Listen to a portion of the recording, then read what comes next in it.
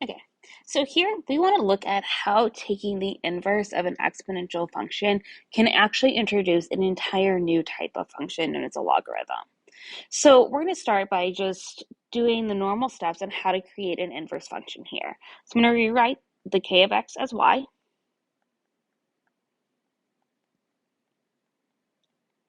I'm going to go ahead and switch because we're talking about inverse functions. I'm going to go ahead and switch where my x and my y are. So that gives me x equals 4 to the times 1/2 to the y minus 3. Now I'm trying to isolate my y here. I'm trying to get that by itself. So in order to do that, I'm going to ask myself, is there anything I can add or subtract to the other side? And I see that I can add that 3 over. And now I'm going to ask myself, is there anything I can divide or multiply? And I know I can divide that 4 to get it to the other side. And now I have this y, or 1/2 to the y. And I kind of get stuck because if this had been, y to the 1/2, I know that in order to get rid of a 1/2, I square both sides. But knowing that means that I had to know what the value of my exponent was. But in this case, I don't know the value of my exponent. And so we get a little stuck here. This is where mathematicians have introduced a new type of function that is known as a logarithm.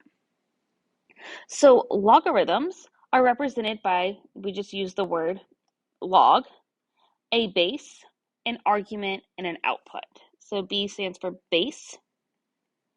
A, the fancy word we use, is the argument. And C is the output. But here we can see that it's a rewrite of an exponential.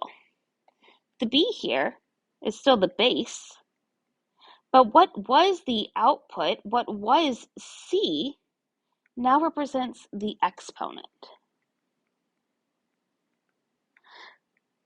So therefore, we can say that the output of a logarithm is equal to the exponent. The output of a logarithm is equal to the exponent of the exponential.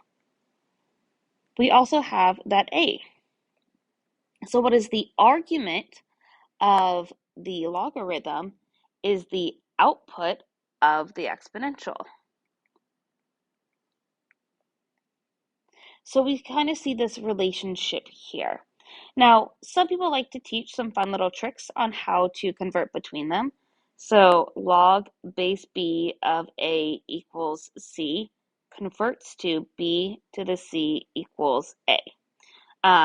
Some people show you the circle. So they go from b to c back to a. So as I write this, I'm going to go from b to c all the way back to a. It goes the other way too, from b to a back to c. So I'm going to write the word log. My b is going to be down here. I'm going to hit a, and then on the other side of the equal sign, I'm going to have my c. So from b to a to c. Now, that circle might be useful for you if you want to do that. I was just taught log back, or sometimes you'll see this as an X, and log backs, and recognizing that B is the base. A was the argument here. It was the answer here. So with argument and answer start with A. And then X, the output here was the exponent. Whatever way is going to work for you, this is an extremely important conversion that helps us out a lot. And so the biggest thing is kind of this idea, like I said here, that the output of a logarithm is equivalent to an exponent. So some examples. If I had the log base 2 of 8, we're saying that the exponent, or the output of this, is the exponent that makes this statement true. We're really saying 2 to the something is equal to 8. Well, we know that 2 to the third is equal to 8. So log base 2 of 8 is equal to 3. Keeping that idea, I can then do log base 5 of 25 equals, well, now we're saying 5 to the what equals 25. What is the exponent that makes this true? Well, that exponent is 2. So this is how we go about using logarithms. But it also has to be able to convert between the two forms. So say that I had 2 to the x equals 500. Well, this isn't actually a statement such as 2 to the third equals 8 that I'm as comfortable with.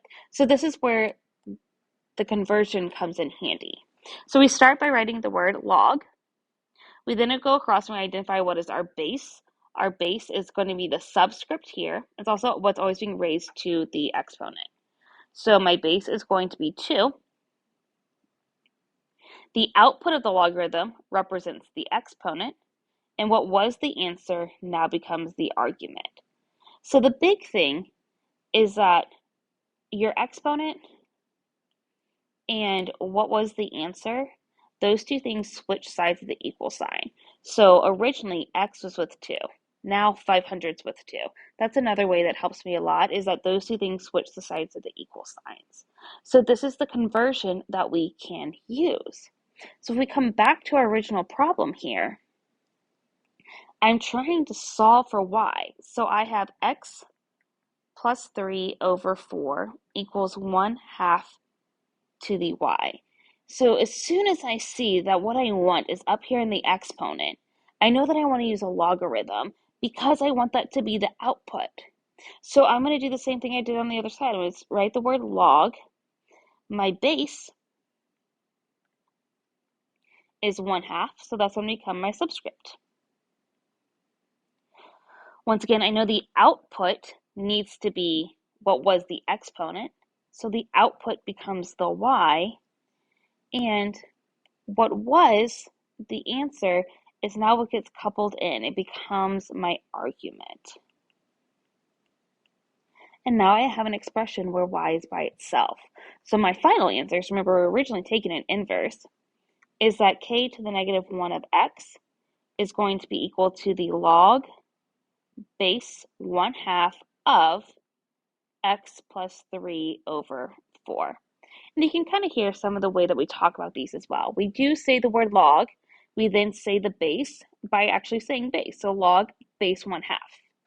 Then the argument is what we're taking the log of. So such as you might say that this is the square root of 4. We say that this is the log base 1/2 of x plus 3 over 4. So we use logarithms. They come into this cool idea because they are the inverse of an exponential. So anytime you have an exponent up here, or sorry, a variable up here in the exponent, we can use a logarithm to get that out, to get it by itself.